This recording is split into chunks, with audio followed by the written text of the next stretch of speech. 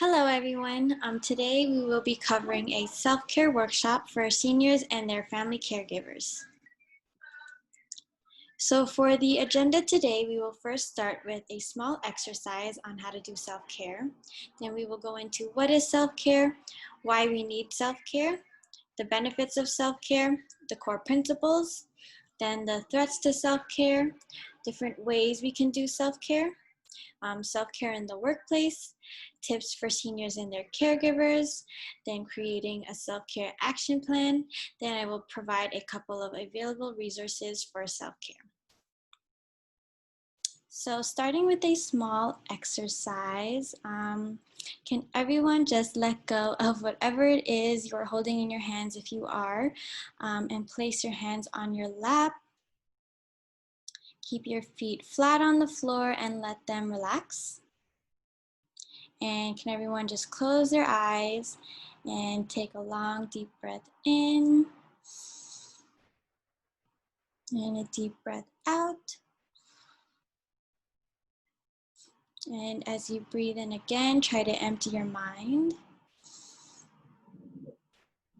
And a deep breath out. And everyone can open their eyes again. Congratulations, you've successfully enabled yourself to one of the many self-care exercises. So what is self-care? Self-care is the ability and practice of individuals in taking action to preserve or improve one's own health. It can be done with or without the support of others. It is a broad concept that can include many things, from personal hygiene, which is deliberately taking care of your own well-being through restorative activities, nutrition, so the food you intake, is it healthy, is it unhealthy, is it plant-based meals, is it away from sugar, salt, and food high in fat and cholesterol, and your lifestyle. Are you exercising, being active, or even being socially interactive with other people, as well as outside factors such as environmental and socioeconomic. So this is a quote from a book called Codependent No More by Melody Beattie. And it's a quote that really stands out to what self-care really is. And she says that self-care is an attitude that says, I am responsible for myself. So in other words, I am my own responsibility and will honor that responsibility as I would honor anything else that is important to me. So why we need self-care? Self-care is vital for our physical health and improves mental health and well-being. It helps prevent burnout, reduces the negative and psychological and physical effects of stress and fatigue, and can help us refocus on what is true and important. Fatigue is the state of experience by those helping people in distress, while burnout is a defensive response to prolonged occupational exposure to demanding interpersonal situations that produce psychological strain and provide inadequate support. For the benefits of self-care, it is a healthy way to step back, take a deep breath, and calm your nerves. It gives you the chance to come back from taking time off for self-care, feeling nourished, refreshed, and re-energized. It can also provide less feelings of fatigue and stress and improves mental health and well-being. For many, it also provides a healthier outlook on life and provides better time management spent on doing tasks more effectively. It is also practicing self-care daily that can support your mood, increase energy, and increase feelings of joy. You also become more productive, not less, when you set time aside for yourself, then go back to work to what you were doing. So the core principles of self-care include self-reliance, empowerment, autonomy, and personal responsibility. So going into detail, self-reliance is having confidence in and exercising one's own power or judgment. It is the ability to take control over your life, being motivated from within, and being able to take care of oneself.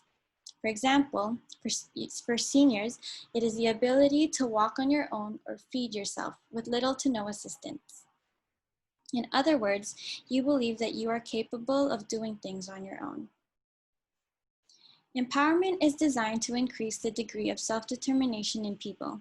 It is acting on their own authority, and the process of becoming stronger and more confident, especially in controlling your own life. So for example, it is the ability to connect and socially interact with others and giving each other encouragement. Autonomy is the capacity to make an informed and uncoerced decision. For example, it is demonstrating patience and providing time for self-learning. So seniors can choose what activity they want to do for the day, maybe for example, arts and crafts, or going for a walk, gardening, swimming, etc. And lastly, personal responsibility is the idea that individuals choose their own actions and make conscious decisions. It is taking responsibility for your own thoughts, feelings, words, and actions. For example, making yourself happy and living in the present moment and feeling calm and confident in yourself. Moving on to the threats of self-care, this can include physical stress, emotional stress, psychological stress such as mental health and well-being, and spiritual stress for some. Stress is one of the leading causes of healthcare issues today. We experience these body sensations every day, for example, in the choices we have to make, when we overthink, when we worry too much, or when we're dealing with too much pressure at home or at work. A lot of workers can experience feelings of stress from working under pressure, and so can result in burnout. So for the ways of self-care, they can vary, as it can be different for each person depending on their own preferences. Every person has their own way of providing themselves with their own self-care strategies. If we move forward to examples, for physical well-being, this can include eating healthy foods, going for a walk or a run, maybe 30 minutes to an hour every day, exercising, yoga, dancing, sports, and other physical activities. For emotional well-being, this can include spending time with family and friends, whether it's physically seeing them or even just giving them a call. This can also include listening to music and or watching movies or TV shows that make you happy. For psychological well-being, this can include simply as taking deep breaths, reading a book, magazine, or newspaper, meditating, or taking a nap, as sleep naturally helps in reducing stress. And for spiritual well-being, this can include mindfulness, which is being mindful and fully present with all activities. Our thought, body, and mind are united. For example, being in silence can allow us to bring awareness to our thoughts by taking out negative thoughts and bringing in the positive thoughts. This is just a few short things that you can do to improve your self-care. Some of these might be useful for some people and others not. It's all about your preferences and how you think you can help your own mind and body relax a little bit and to give yourself some time off away from stress. The STOP acronym is used in many mindfulness exercises and activities and can really help individuals to reflect and relax. So the STOP acronym stands for stop what you are doing, taking a deep breath, observing your experience, and proceeding with activities or action.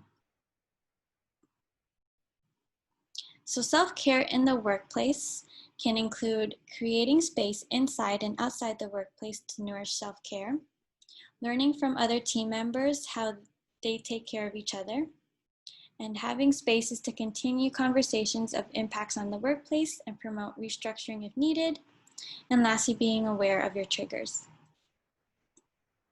In creating space, we can do this by being proactive, going for a walk during our breaks, or talking to our coworkers if we're feeling a little stressed. In learning from others, we can learn to communicate with each other. Let someone know, such as a coworker or a supervisor, if you are struggling about something, if you are overly stressed or overwhelmed with anything work-related, and seek support if you need. Having conversations is very important to do at work, as it encourages safe spaces and it encourages you to request what you need to be happy and healthy at work. Don't be afraid to speak up for your needs, what will benefit and accommodate you and your health. And lastly, being aware, What will affect your work with residents, staff members, and other people in the workplace? Have a self-care plan ready if you are faced with any stressful situations or triggers. Self-care tips for seniors and their caregivers include eating a healthy diet. Eating healthy is an important part of self-care. A healthy diet gives you the nutritional vitamins and minerals you need to stay healthy and active. Having a healthy diet is not only good for your physical health, but is also linked to your emotional health as well. Promoting regular exercise is putting in some time of day to exercise daily, which can boost your mood. It can also make you stronger and improve your balance. Walking is a great way to start, as seniors and their caregivers can improve their health while spending time together at the same time. Getting enough sleep. Older adults aged 55 plus need between 7 to 9 hours of sleep a night. To improve sleep, try to follow a regular bedtime and sleep schedule. Regular exercise can also help you sleep better at night. Promoting proper hygiene. Maintaining proper hygiene simply helps prevent the spread of germs and other diseases. Personal hygiene benefits your own health and impacts the lives of others around you as well. And making time for hobbies. When seniors don't make time for fun and relaxation, it's easy to become stressed and upset. There are many hobbies seniors and their caregivers can enjoy together, such as creating art or doing crafts, playing cards or board games, and also it is important to set aside some time for your favorite solo hobbies as well. And lastly, time to relax. Moving on to creating a self-care plan. First and foremost, it is important to recognize that it is okay to take care of yourself. Not only is it okay, but it is essential to your health. Establish what self-care means to you and plan out what works best for you. This includes your nutrition, your exercise, whether you're getting enough sleep, hydration, taking small breaks. Think about what makes me feel better. And lastly, awareness of self-care. Recognize the warning signs that you could use self-care before things get too stressful or out of hand for you. And now it's your turn. Try creating a self-care plan for yourself, maybe 2 to 3 things daily to start that will help manage your health and well-being, and give yourself a specific time frame to do them at the end of your day. Think about what will help you relax or what will help you better your mood. These are some of the available resources that you could look into. And some of these include links to the Yihong website, such as the Care Learning and the Caregiver Education and Support Team, as well as 2 additional resources and links that you could look into for self-care. Thank you for tuning in to the Self-Care Workshop.